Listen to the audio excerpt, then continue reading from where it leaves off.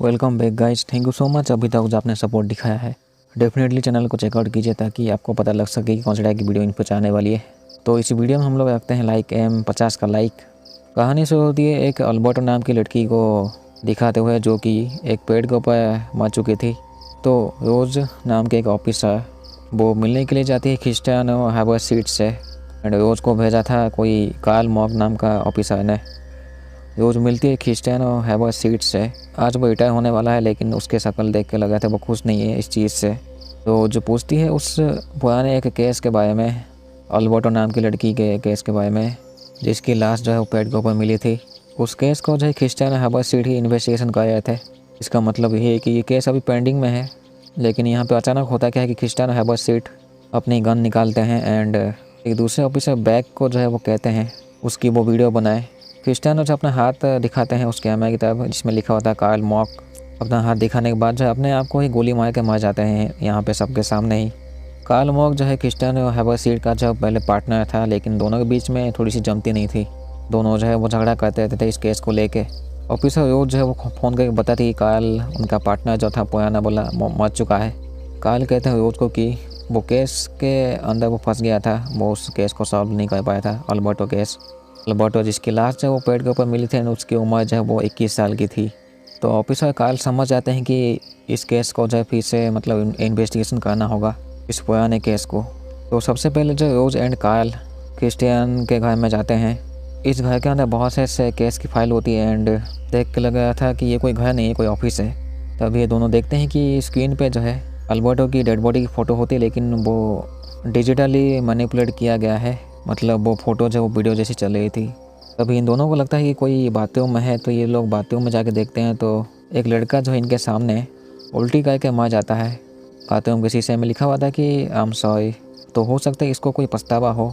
इस लड़के का नाम होता है बार्क, जो कि बेटा होता है क्रिस्टियानो हैबरसीट का। तो अभी दोनों बाप बेटी पता नहीं क्यों मर गए। क्रिस्टियानो की पत्नी जो है वो जून नाम की एक औरत है, लेकिन वो एक्स वाइफ है। तो मतलब वो कहीं पे अभी काम कर रही होगी, नहीं तो किसी और के साथ रहती होगी। अभी जो है कार्ल का मूड थोड़ा सा बदल जाता है तो वो ऑफिसर रोज जो है उसको अकेले छोड़ के कहीं चले जाते हैं। कार्ल अकेले ही जो है मोटेल में चले जाते हैं रहने के लिए।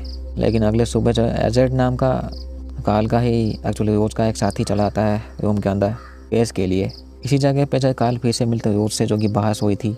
दोनों को देख के कार्ल सोचते हैं फिर से कि इस केस को इन्वेस्टिगेशन करना चाहिए, कुछ ना करने से अच्छा जो है कुछ किया जाए। तो सबसे पहले उस पेड़ के पास जाते हैं जहाँ पे अल्बर्टो की लाश मिली थी सुबह के टाइम में। इस लाश के नीचे मतलब पेड़ के आसपास जो एक साइकिल मिली थी। मतलब ये लड़की जो है साइकिल चला के आई थी कहीं से। पुलिस को लगता है कि एक गाड़ी ने टक्कर मार के कहीं चला गया गांडू साला। तो इसके बाद जो ये लोग अल्बर्टो के स्कूल में जाते हैं। वहाँ पे मिलते हैं साइमन से, जो कि इस जगह पे जो है 11 साल से काम कर रहा है। साइमन दिखाता है कार्ल एंड रोज को अल्बर्टो का रूम। उसके हिसाब से जो है अल्बर्टो एक अच्छी पेंटर थी एंड प्लस आर्टिस्ट। लेकिन साइमन कहता है कि अल्बर्टो जो है अपने से ज़्यादा के उम्र के लोगों को पसंद करती थी। इसके बाद जो है कार्ल मिलते हैं जून से, जो कि एक्स वाइफ थी क्रिस्टियन हैबरसीट की। वो कहती है कि बार्क जो है वो कार्ल का ही बेटा है। कार्ल समझ नहीं पाता है कि ऐसे कैसे हो सकता है। इस स्कूल में एक हॉल में जो है रोज़ मिलती है, एक्चुअली देखती है एक मोटिवेटर, योगा करने वाली, कराटे सिखाने वाली एक लड़की को जिसका नाम है पीजो। रोज से मिलके वो एक कॉइन देती है अजीब टाइप का रोज को, जो कि किसी भी दुकान में काम नहीं करने वाला शायद ये कॉइन। कार्ल मिलता है एक मानी नाम की बूढ़ी औरत से। वो कहती है कि जो बार्क जो था वो काफ़ी डरा हुआ था, मतलब बहुत सी चीज़ों से वो डरता था। ये कहती है कि बार्क एक लड़की को पसंद करता था, लेकिन उस लड़की का ये नाम नहीं बताती है। हो सकता है कि वो अल्बर्टो ही हो या फिर कोई दूसरी। कार्ल इस औरत से मिलने के बाद जो है एक गांडो आदमी ज़बरदस्ती वो मानी के रूम में घुस के जो उसका जीभ काट देता चला। वो जो है अल्बर्टो के पुराने कुछ सामान चेक करती है। इसमें से एक कॉइन मिलती है जो कि पीजो ने कॉइन दिया था रोज को। पीजो जिस ग्रुप में काम करती है वहाँ का एक लीडर होता है जिसका नाम है आर्टू। एक्चुअली इसका नाम होता है फ्रैंक, लेकिन लोग इसको आर्टू के नाम से जानते हैं। पीजो फ्रैंक से कहती है कि वांडा नाम की औरत जब वो मिसिंग है कुछ दिनों से। तो फ्रैंक कहता है कि वो कुछ दिनों में आ ही जाएगी वापस, कहीं घूमने के लिए गई होगी। लेकिन वांडा की जो लाश है वो किसी समुद्र के साइड में पड़ी हुई होती है, पड़ के वो सड़ रही होती है।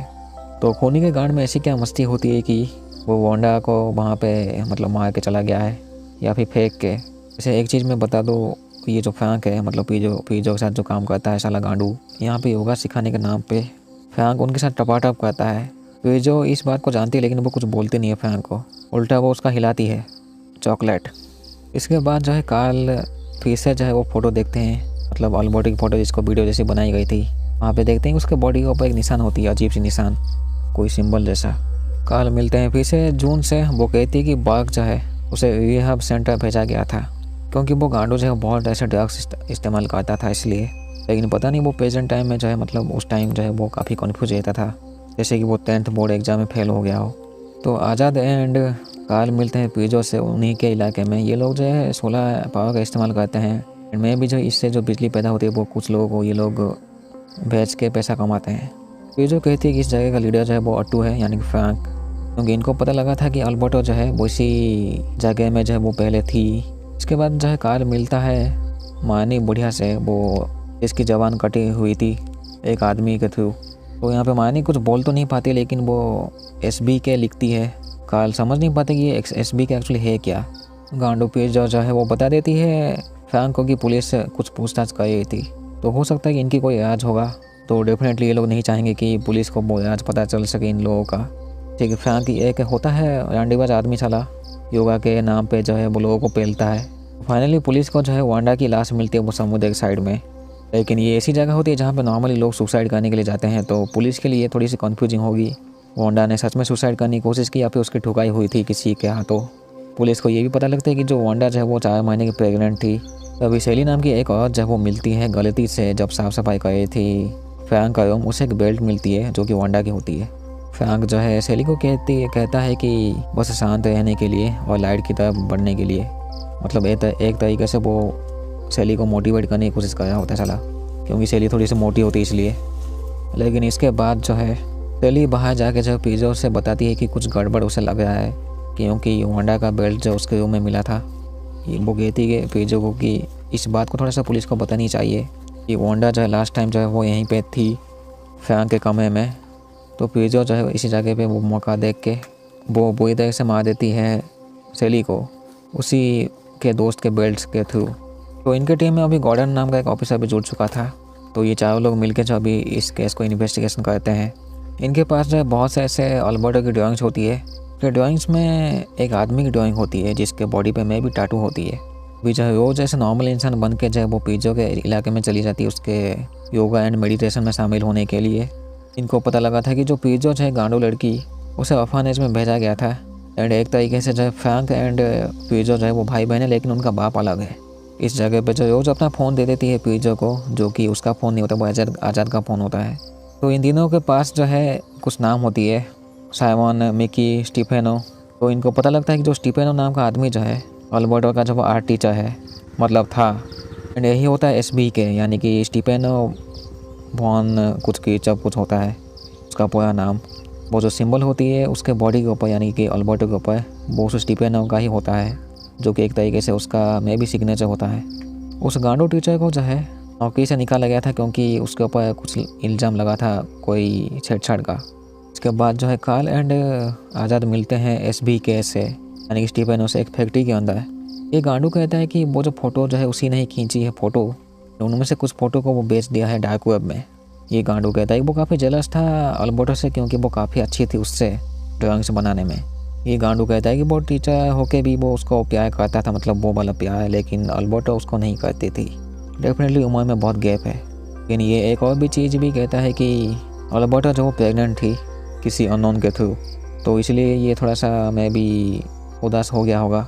इसको लगता है कि जहाँ पे उसने वो फ़ोटो खींचनी यानी कि वो पेड़ के ऊपर एक गाड़ी ने जो है वो टक्कर मारी होगी अल्बर्टो की साइकिल को, जिसके बाद वो फेंक के जाके पेड़ के ऊपर अटक गई थी। लेकिन इसके बाद कहता है SBK साला गांडू जब उस जगह पे वो पहुंचा तो उसकी बॉडी यानी कि अल्बर्टो की बॉडी जो है प्लास्टिक साइड में मिली थी साइकिल के साथ। लेकिन ये गांडू जो है वो क्राइम सीन के साथ जो है छेड़छाड़ कर देता है। ये गांडू जो है वो अल्बर्टो की लाश को लेके पेड़ के ऊपर रखता है, पेड़ के ऊपर उसको रख के जो उसकी फ़ोटो खींचता है साला गांडू। इसके बाद ये लोग दिखाते हैं मारने की कटी हुई जबान। तो ये गांडू कहता है कि मारने के बारे में वो कुछ नहीं जानता है साला।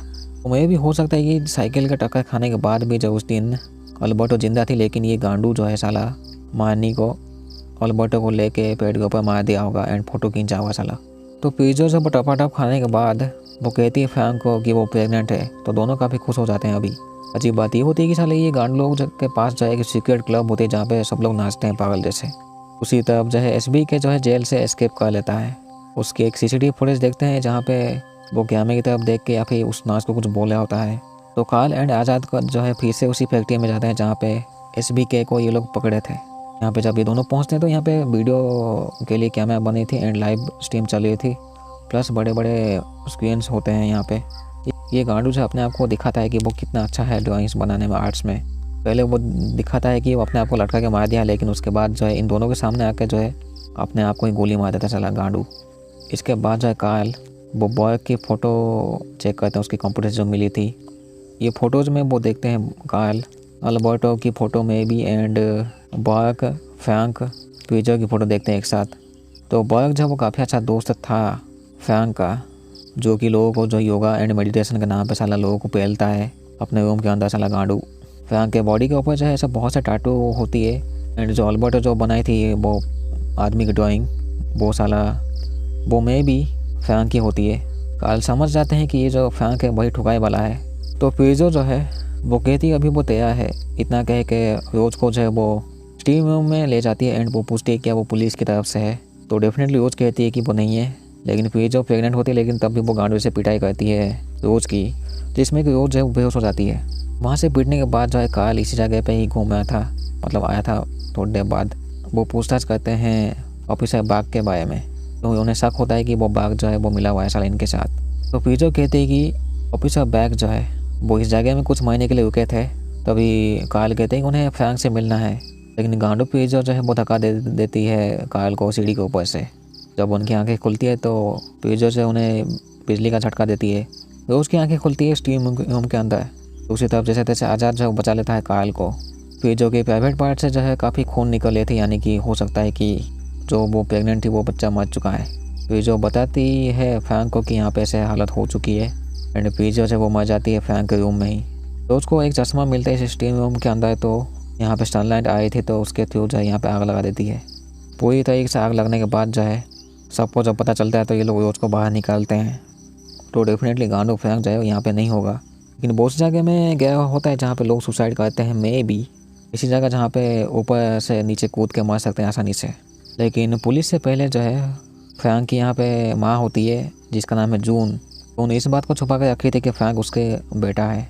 जब कार्ल एंड आज़ाद ये सब पहुँचते हैं तो जून कहती है कार्ल को कि उस दिन जो है उसका बेटा फ्रैंक रो रो के आया था उसके पास, क्योंकि उसने प्रेग्नेंट कर दिया था अल्बर्टो को। तो जून जो है अल्बर्टो से बातचीत करने के लिए अपने गाड़ी के थ्रू कहीं जा रही थी, लेकिन रास्ते के बीच उसी पेड़ के आसपास देखती है अल्बर्टो जो कि साइकिल से कहीं जा रही थी। तो ये गांडू जून जो है उसको टक्कर मारे थे अपनी कार से ही अल्बर्टो को। तो ये लोग जो है आसानी से पकड़ने वाले होते हैं गांडू फ्रैंक को, लेकिन जून जो है अपनी गाड़ी से टक्कर मार देती है अपने ही बेटे फ्रैंक को, जिसमें कि बुरी तरीके से मर जाता है फ्रैंक गांडू। लेकिन गाड़ी के अंदर जो है जख्मी हालत में जिंदा होती है जून। ये लोग सोचते हैं कि उसको बचा लेंगे, लेकिन ऐसा होता नहीं है। उसकी गाड़ी में धमाका हो जाता है जिसकी वजह से जो है वो मर जाती है यहीं पे ही। तो दोनों माँ बेटों की कहानी यहीं पे ख़त्म होती है एंड दोनों माँ बेटे ही खूनी ही होते हैं। तो वही गांडू फ्रैंक ही था जो कि प्रेग्नेंट कर दिया था अल्बर्टो को, वांडा को एंड बाकी के भी विक्टिम को, जिनकी कहानी लास्ट में ख़त्म ही हो जाती है। पुलिस को जो है वो अल्बर्टो की लाश जो है वो पेड़ के ऊपर मिली थी, लेकिन एक्चुअली उसकी लाश जो है वो नीचे मिलनी चाहिए थी, क्योंकि क्राइम सीन में जो छेड़छाड़ कर दिया था वो गांडू उसके आर्ट टीचर एसबी के ने स्टीफानो ने। तो यहीं पे ये कहानी ख़त्म होती है। डेफिनेटली चैनल को चेकआउट कीजिए ताकि आपको पता लग सके कि कौन सी टाइप की वीडियो इन फ्यूचर आने वाली है। थैंक यू सो मच फिर से, क्योंकि बहुत से वीडियोज़ इन फ्यूचर आने वाली है एंड आपकी सपोर्ट मुझे चाहिए, क्योंकि आपकी सपोर्ट डेफिनेटली चाहिए मुझे। Thank you so much.